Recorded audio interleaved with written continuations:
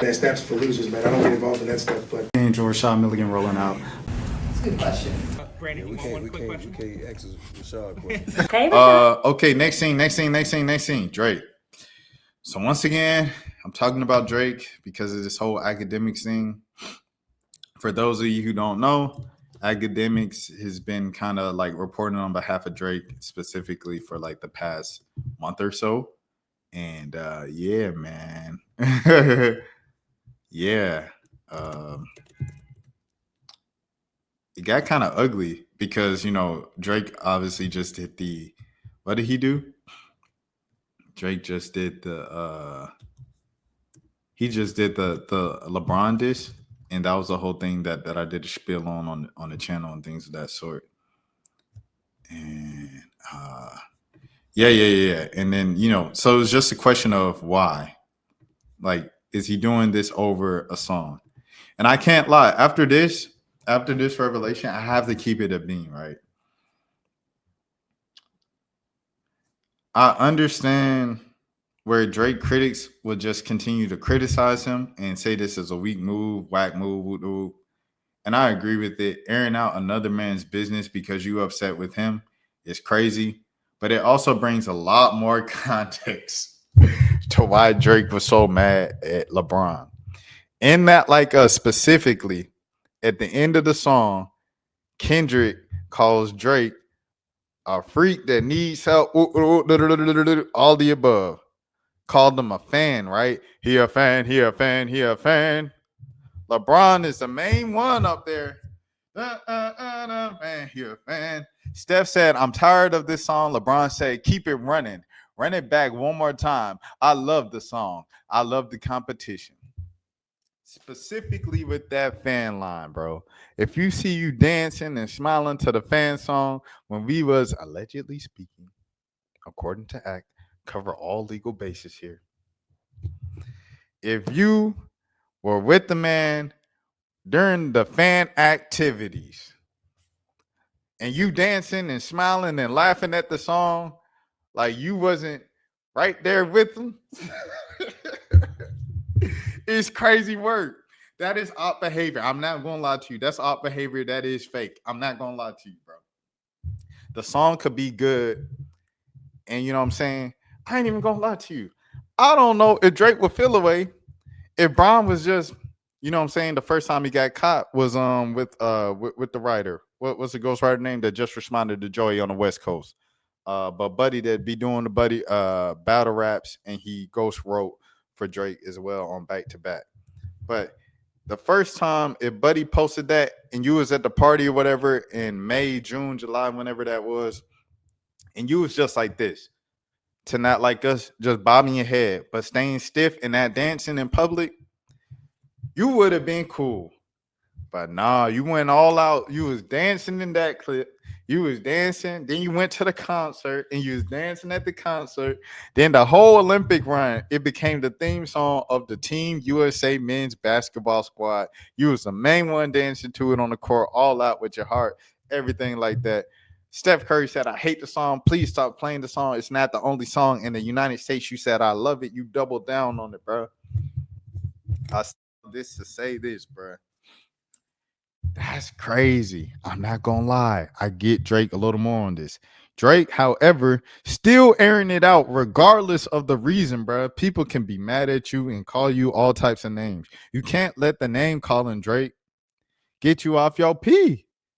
For Drake can't let him get that off his pivot, bro. He can't let that get off the middle section or whatever of just being even kill. Not too happy, not too sad. If you're Drake, you have to keep it P, bro. And Drake didn't keep it P. Oh, people don't know why I diss LeBron James and why I'm no longer friends with LeBron James. Cool. Let them think what they want to think. They don't know the full story. Instead, what did you do? Like you did with the UMG joint? You went and told again, brother. Drake went and told again. And the crazy part about all of this is that Drake is acting like he's some part of the anti-snitch association. And then like, it's like, oh no, hey, the street code, the Tings, the Six, Toronto. We don't do that snitching stuff. I don't mess with Gunna. We don't do snitches. He snitched on King Slime. You done snitched twice months after the battle. Battle been over. People done moved on. Kendrick dropped GNX. We listening to TV off. We dancing to the Joker's Yellow Mustard. We getting ready for the Super Bowl, bro. Nobody cares about y'all's back and forth from May anymore, bro. We moved on with our lives. This is you. This is you now snitching months after the fact. With the UMG, I don't like that y'all put y'all resources in a diss song about me. I'll work for y'all too. And now doubling back and snitching on LeBron and trying to ruin and wreck his whole home for what, bro? You trying to ruin LeBron's home for what, bro? So you can verify and validate yourself and the reason why you feel away in a rap beef that ended 7 months ago. It ain't been no back and forth traffic in 7-8 months. What are we doing right now? That's why. So here's the recap once again. I understand why Drake cut off LeBron now. I'm not even gonna lie to you. I understand why he cut him off. Because it wasn't just the diss or whatever, whoop the whoop. It's what Kendrick was specifically talking about in the diss. He called Drake a freaky boop, boop, boop, boop. He called him a fan. For someone like LeBron, who participated, allegedly, according to Akademiks, in fan activities alongside Drake, to be dancing to that and smiling like he wasn't included in those fan activities is insane. And this also confirms that Drake is indeed a fan. And we've seen the Steak streams and everything like that, whoop the whoop. And even years before Steak and stuff like that, when White K. Osiris was at his house to sing to pay off a debt to him, Drake has been gambling and putting money on the line on stuff for a long time. And like he said, it's habits that I picked up from my father. Everything that Kendrick said in Meet the Grams is true. Drake just verified it right there. And all his explanations of the beef and this and that, he broke him down psychologically to the point where he's still trying to defend himself and win a battle that ended 8 months ago. So those are some of the things that I see. Kendrick was right in everything in the back and forth. B, Drake snitched again, and Drake is a hypocrite for calling other people snitches and saying he doesn't go by the snitch code when he snitched with the UMG thing and he's snitching on LeBron now. 3, I understand why he dissed LeBron and unfriended LeBron on Facebook. I get it now. And unfollowed him on Instagram. I get it now. 4, it's still whack that he went and told, regardless. So that's how I feel about the whole Drake and LeBron situation and things of that sort. For those of you who don't know the entire context, to sum it up real quick for what Akademiks is alleging. Akademiks is alleging that LeBron used to go over there to Canada, or when he was in Canada with Drake in Toronto, Drake would take him to some girls or whatever, and they would do what they had to do. They would have little situations, allegedly, according to Akademiks, and they would do this for years. Drake will always bring him, as you see in this caption, the things. So that is what Akademiks is alleging. And yeah, so that's pretty much it. That's all that's going on and stuff like that.